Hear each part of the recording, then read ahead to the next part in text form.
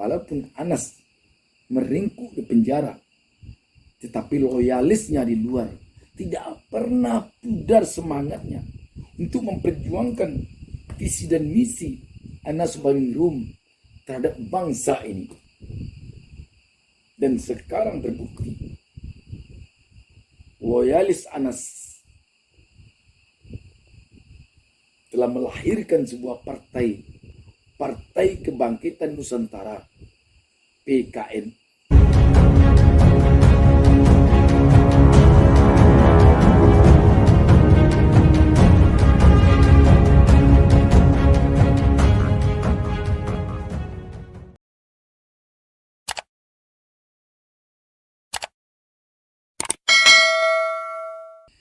Assalamualaikum warahmatullahi wabarakatuh. Kita jumpa lagi dalam kesempatan ini dengan saya, Bustami Narja.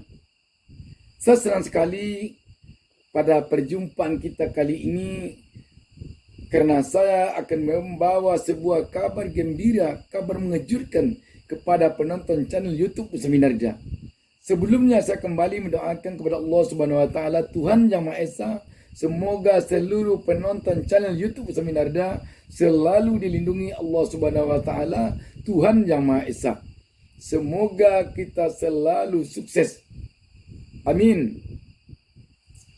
Sahabat BN, ada kabar gembira, ada kabar mengejutkan yang baru saja datang kepada kita.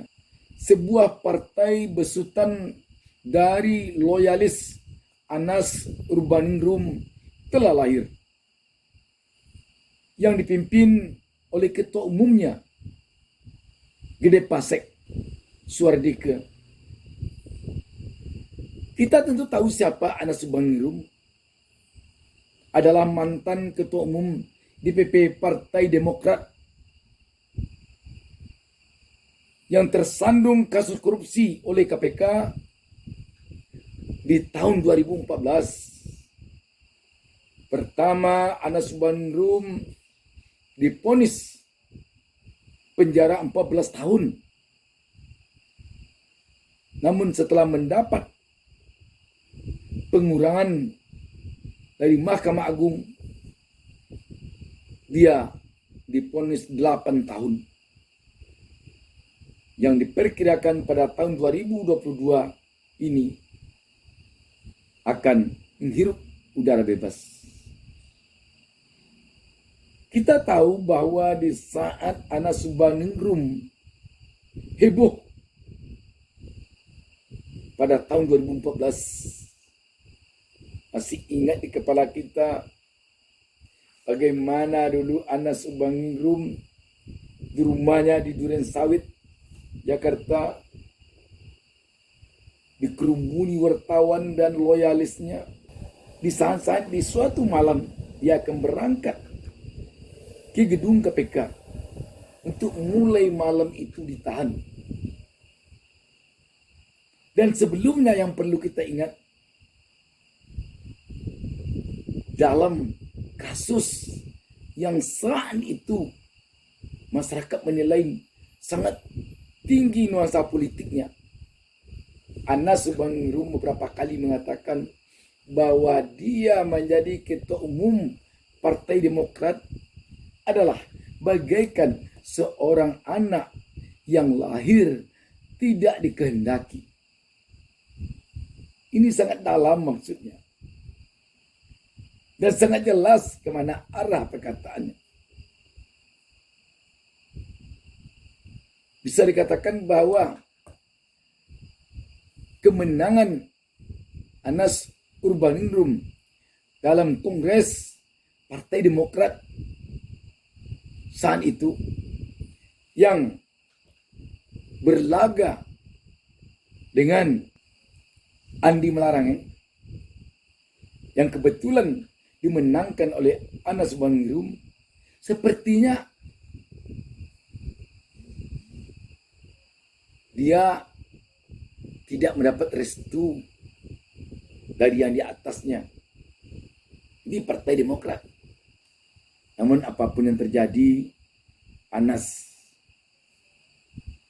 menjalani hukuman di penjara.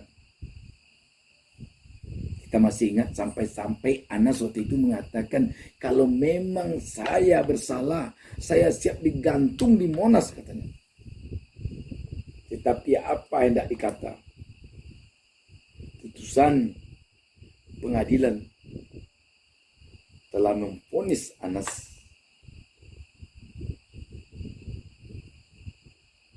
kembali kepada persoalan sekarang ini. Tampaknya sekarang ini Anas hanya tubuhnya yang di dalam penjara, tetapi pengaruhnya tetap kuat di tanah air ini, di santero Nusantara ini. Anas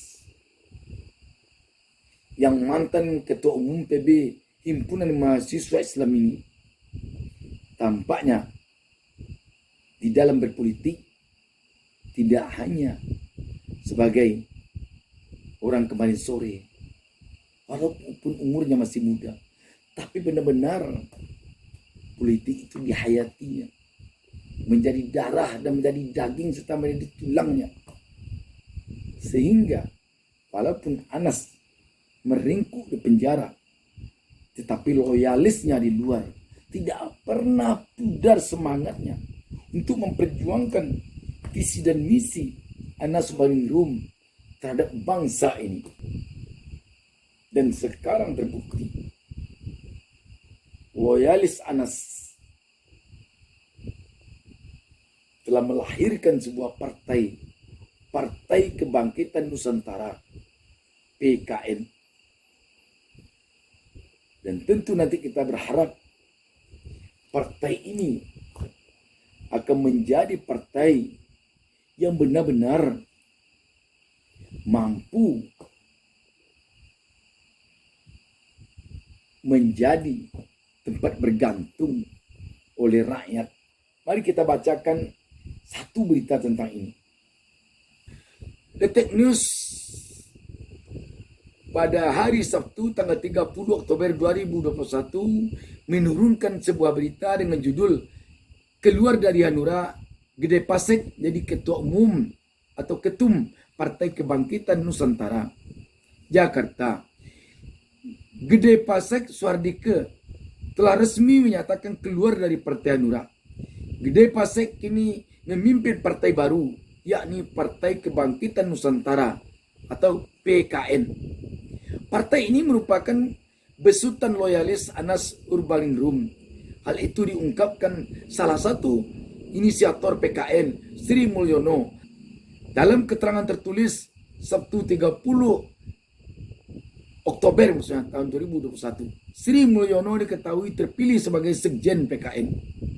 Sebenarnya begitu mendengar seringnya ide dan gagasan politiknya dihambat sehingga tidak bisa maksimal, kami sudah meminta GPS, ini Gede Pasek Suardike maksudnya, keluar saja dan merintis dari nol dan lebih sehat, kata Sri Mulyono. Sri mengatakan pihaknya telah lama mengajak Gede Pasek bergabung. Akhirnya setelah adanya pertimbangan, Pasek pun bersedia. Begitu bersedia, Gede Pasek meminta ide gagasan politik kebangsaan yang diimpikan bisa dijadikan tulang punggung perjuangan. Maka lahirlah Partai Kebangkitan Nusantara, kata Sri. Sri mengatakan partai yang didominasi oleh mantan kader Partai Demokrat ini pun berkumpul menyiapkan struktur kepengurusan, mulai di pusat hingga daerah. Mereka pun telah menyiapkan kantor di kawasan Menteng, Jakarta Pusat. Saya yang gembira bisa bersama Gede Pasek bangun partai. Banyak teman ex-Demokrat, Hanura, serta para aktivis PPI dan alumni Cipayung Plus yang sudah tahu kapasitasnya langsung meminta bergabung. Apalagi integritas politiknya tidak bisa diragukan lagi, katanya. Inisiator lain, Mirwan Amir, yang akrab dipanggil Ucok, juga mengatakan konsep dan gagasan politik kebangsaan Gede Pasek sangat pas dengan kebutuhan bangsa ini. Internalisasi dan penguatan wawasan Nusantara menjadi bagian penting dari perjuangan politik PKN. Dia kuat banget konsep dan visi kebangsaan. Bahkan program perjuangan partai pun sudah diselesaikan Gede Pasek. Gercep, gerak cepat banget, kata Mirwan Amir yang didapuk sebagai bendara umum. Dia menargetkan Desember ini kepengurusan di 34 provinsi selesai. Kemudian dilanjutkan pembentukan pimpinan cabang di tingkat kabupaten kota. Kami senang semangat gotong royong dan berdikari sebagai landasan perjuangan PKN dengan cepat tumbuh pesat dan dipahami, kata Mirwan. Dan tentu terbayang di wajah kita bagaimana air muka Anas Urbaningrum di penjara sekarang mendengar telah terbentuknya PKN. Dan apa yang akan terjadi ketika nanti Anas Urbaningrum telah keluar dari penjara, tentu kita harus bersabar menantinya. Sahabat BN, dengan masuknya PKN menjadi sebuah partai, tentu rakyat berharap agar menambah banyak pilihan rakyat pada pemilu tahun 2024 nanti. Dan akan lebih indah lagi nanti kalau presidensial threshold yang sekarang 20% itu hapus sebagaimana yang dikehendaki sebagian besar rakyat Indonesia, sebagaimana yang telah perjuangkan oleh tokoh-tokoh selama ini. Sebab presidensial threshold ini dianggap menghambat demokrasi dan akan menambah besarnya transaksi di dalam pencalonan presiden nanti. Sebab dengan adanya PT ini berarti nanti partai yang akan bisa mengusung calon begitu kecil. Tapi dengan tidak adanya atau dengan 0%-nya PT ini tentu akan bebas pencalonan. Tidak ada transaksi-transaksi seperti yang menjadi rahasia umum selama ini. Kalau pemilihan pemimpin dengan cara transaksional, apapun alasannya, tidak bisa dikesampingkan besar perannya uang. Demikian, banyak maaf. Assalamualaikum warahmatullahi wabarakatuh.